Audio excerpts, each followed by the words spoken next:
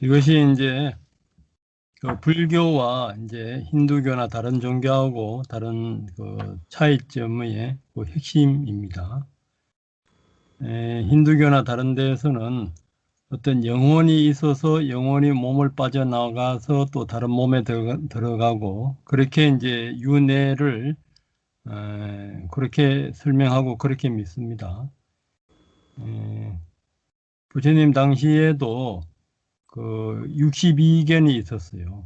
그게 그러니까 힌두교의 세계 모든 종교나 철학이나 그런 내용들이 표현은 틀려도 거의 다 있어요.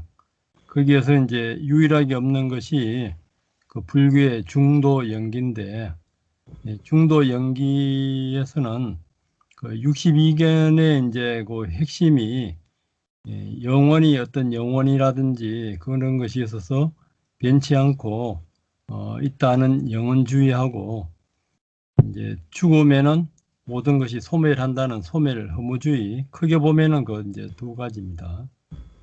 그래서 이제 불교에서는 그것을 이제 중도로 봐서 어떤 조건이 있으면은 그 조건 따라 일어났다가 조건이 흩어지면은 이제 조건 따라 없어지는데 그것을 이제 또 다른 표현은 업보는 있으나 업을 짓는 자는 없다. 업을 받는 자도 없다. 업보가 있을 따름이다. 그렇게 이제 표현하기도 합니다. 그래서 이제 죽는 자, 뭐 생명이 바로 몸이다. 이런 것이 어떤 단멸론과 영원주의를 두 개 다를 이제 벗어나야지 이제 중도가 됩니다. 그래서 어떤 다른 종교에서는 이것은 내 탓이다. 이것은 남 탓이다. 전부 다 내 탓이다 하는데 그때도 그 나라는 것이 있으면은 또 영혼주의에 빠지게 됩니다. 그래서 이제 핵심은 그겁니다.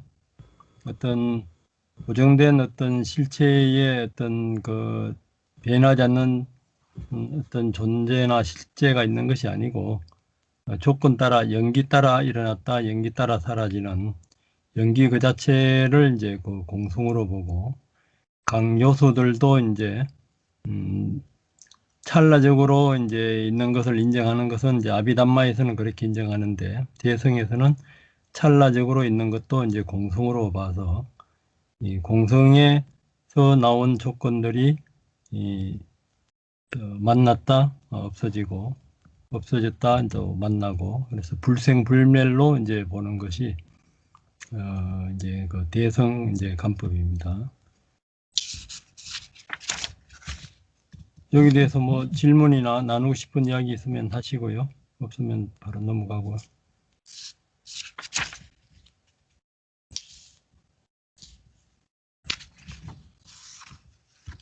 오늘 하신 것이 이제 불교의 핵심이니까 그것을 수행에도 그렇게 한번 적용해 보세요. 그럼 아비담마로 넘어가시죠. 네, 오늘 할 내용은 원인 없는 마음들입니다.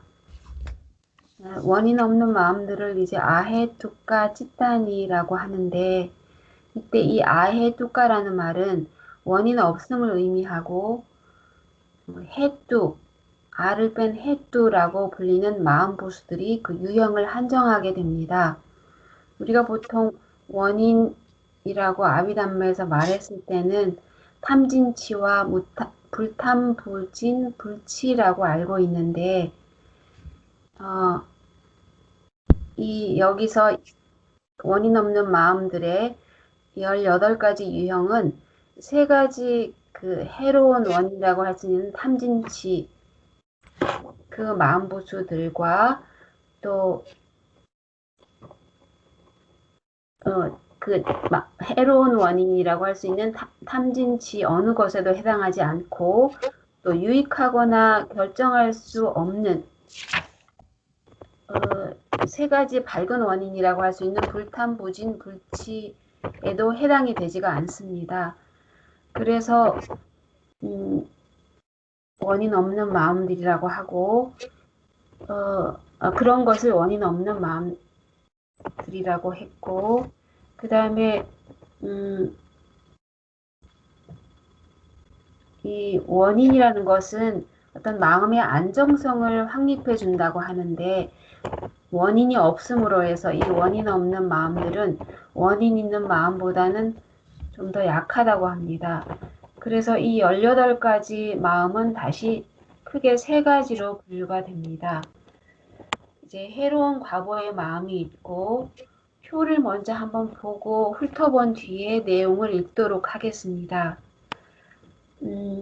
해로운 과거의 마음이 있고, 유익한 과거의 마음이 있고, 이때 유익한 과거의 마음은 원인이 없는 유익한 과거의 마음입니다. 그리고 원인 없는 단지 작용만 하는 마음, 이렇게 3가지로 나뉘는데, 여기서 이 과거의 마음, 그리고 작용만 하는 마음이라는 것은 업의 효력이 없는 것입니다. 즉, 어떠한 업의 결과도 가져오지 않는 업에서 아주 중립적인 마음이 되겠습니다.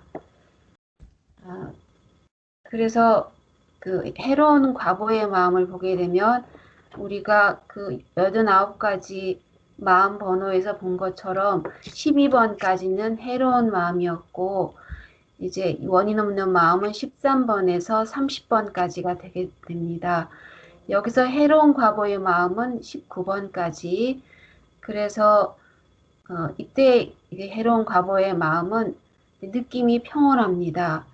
그리고 아니, 비설, 그렇게 4가지, 눈의 아르마리, 귀의 아르마리, 코의 아르마리, 혀의 아르마리가 있고, 평온이 함께한 이 4가지 식과, 그리고 이제 신식이 있게 되는데, 이 신식은 몸이어서 좀 거친 대상이 되다 보니까 고통이 함께합니다. 그래서 안식, 이식, 비식, 설식, 신식, 이렇게 우리가 알고 있는 전오식, 해로운 과보의 마음의 전오식이 되겠습니다. 그리고 유익한 과보의 마음은 역시 느낌은 평온합니다. 평온한 가운데 안이비설 신식까지 전오식으로 우리가 알고 있는 그 아르마리가 되겠습니다. 여기서는 신식의 경우, 몸의 아르마리의 경우에 유익한 과보로서 그 느낌은 즐거움입니다. 그리고 유익한 과보에서 다시 받아들이는 마음, 아까 회로운 과보의 마음에서 그 느낌은 평온한 받아들이는 마음이 있었을 때, 이 아래 유익한 과보의 마음에서는 역시 평온이 함께한 받아들이는 마음이 또 있고, 또 평온이 함께한 그 조사하는 마음이 해로운 과보의 마음이 있을 때 상응하는 마음으로 유익한 과보의 마음에도 평온이 함께한 조사하는 마음이 있는데, 단 이 유익한 과보의 마음에서는 기쁨이 함께한 조사하는 마음이 하나 더 있게 됩니다. 그래서 8가지가 됩니다. 그리고 단지 작용만 하는 마음 3가지가 있게 되는데, 평온이 함께하는 오문 전향이 있겠고, 의문 전향이 있습니다.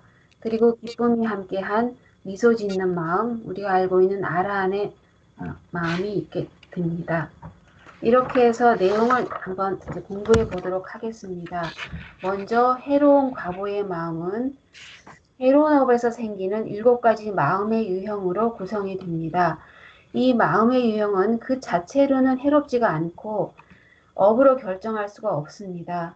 그냥 해로운 마음이라고 했을 때는 그 해로운 그 마음으로 업에 의해서 해로운 업으로 인해서 만들어진 과보임을 뜻합니다.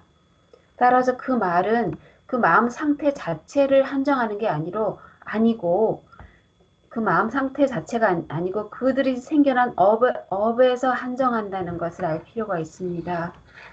그리고 해로운 과보의 마음들에서 나오는 전오식, 그 중에 이제 안식을 대표적으로 해서 설명을 드리면, 해로운 과보의 마음, 또 유익한 과보의 마음에서 첫 번째 5가지 유형의 과보의 마음, 즉 눈, 귀, 코, 여, 몸의 감성 물질에 기초한 것들입니다. 이 10가지 마음은 통틀어서 한 쌍의 5가지 감각식 혹은 전오식이라고 불리고, 안식은 눈의 감성 물질에 기초해서 일어나고, 역할은 보이는 대상을 단순히 직접적으로 즉시 딱 보는 것 기능을 합니다.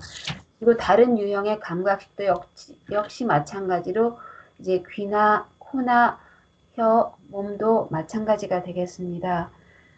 그렇지만 아까 말씀드린 것처럼 몸의 경우에, 신식의 경우 몸의 기능에 미치는 대상의 영향이 강하기 때문에 그것과 함께하는 느낌은 고통스러움입니다. 그리고 이제 받아들이는 마음이 있는데, 이때 받아들이는 마음은 감각 대상이 이제 오문 가운데 하나에, 즉 눈, 귀, 코, 혀, 몸 기능에 부딪혔을 때 먼저 그 대상을 하고 전향하는 마음이 일어나게 됩니다. 그리고 그 마음 바로 다음에 이제 안식 혹은 나머지 그 식들이 또 일어나게 되는데, 이 안식의 경우 이 보는 행위는 단지 그 한 마음 한순간만 지속이 됩니다. 바로 다음에 이제 안식이 본 바로 그 대상을 파악하거나 받아들이는 마음이 생깁니다. 그것이 받아들이는 마음이고, 이것은 안식을 일으키는 같은 유형의 업에서 생기게 된다고 합니다. 이 아래 그 표를 보시면 이제 바한가가 끊어지면서 바로 오문전향이 일어나는데, 그때 하고 이렇게 마음이 전향이 되고, 그 다음에 안식이 일어나고 이제 받아들이는 것까지가 되겠습니다. 그리고 이제 그 다음 나오는 조사하는 마음입니다. 받아들이는 마음 바로 다음에 일어나고, 그 역할은 앞에 이제 그 감각식이 막 인지하고, 그다음에 받아들이는 마음을 통해서 받아들인 마음이 그 다음에 파악한 대상을 이제 조사하는 마음이 조사하거나 검사하는 것입니다. 그래서 받아들이는 마음과 조사하는 마음은 오문에서만 일어나고, 둘 다 과거 업의 과보로 일어나는 마음이 되겠습니다. 그 다음은 유익한 과보의 원인 없는 마음들입니다. 이 8가지 마음의 유형은 유익한 업의 과보로서 일어납니다. 그러니까 이전에 공부했던 그 아헤뚜까라는 말은 모든 해로운 과보의 마음들은 원인이 없기 때문에 포함되지가 않았고, 원인이 함께하는 해로운 과보의 마음은 없다고 합니다. 그러나 우리가 지금 공부하게 된 유익한 과보의 마음은 원인, 즉 업으로 결정할 수 없는 무기의 아름다운 원인들과 함께 할 수 있습니다. 그래서 유익한 과보의 경우에 이제 원인 없는 마음들을 써주고, 원인이 있는 유익한 과보의 마음들이 또 있게 됩니다. 원인 있는 것들과 원인 없는 유익한 과보의 마음을 구별하기 위해서 해뚜에서 아를 붙여서 아해뚜까라는 말이 그들이 명명에 이제 포함이 되게 됩니다. 이 7가지 마음은 그러니까 앞서 그 해로운 과보의 마음 7가지와 이 유익한 과보의 7가지 마음은 서로 상응합니다. 따라서 원하거나 열렬히 원하는 대상에 대해서 일어나게 됩니다. 해로운 과보의 마음에서처럼 처음에 4가지 감각식, 그러니까 눈, 귀, 코, 혀, 그 감각식은 평온하거나 즉 그러니까 중립의 느낌입니다. 그렇지만 이제 그 4가지 감각식에 익은 신식, 몸에 미치는 대상의 영향은 좀 거칠고 강하기 때문에 유익한 과보의 신식과 결합한 느낌은 몸의 즐거움의 느낌입니다. 앞서서 그 해로운 과보의 마음에서는 그 느낌이 이제 고통이었습니다. 그래서 원인 없는 유익한 과보의 마음들은 해로운 과보의 마음들 가운데 대응물이 없는 마음의 유형들을 포함합니다. 이는 기쁨이 이 말은 이제 그 아까 그 해로운 과보의 마음들 7개와 유익한 과보의 마음들 7개는 서로 마음이 상응하게 되는데, 유익한 과보의 원인 없는 마음들 가운데 마지막 그 8번째 기쁨이 함께한 조사하는 마음은 그 해로운 과보의 마음들과 대응하는 마음이 없습니다. 즉 해로운 업의 과보인 조사하는 마음이 항상 중립적 느낌인 반면에 유익한 업에 조사하는 마음은 적당히 원하는 대상에 대해서 일어나는 중립적 느낌, 대상이 특별히 원하는 것일 때 일어나는 기쁨이 함께하는 마음이 되겠습니다. 그래서 이전의 부류에서 발견되는 7가지 유형과는 대조적으로 이 유익한 과보의 원인 없는 마음들에는 8가지 마음의 유형이 있게 됩니다. 마지막으로 원인 없는 작용만 하는 마음들입니다. 이 원인 없는 마음들 가운데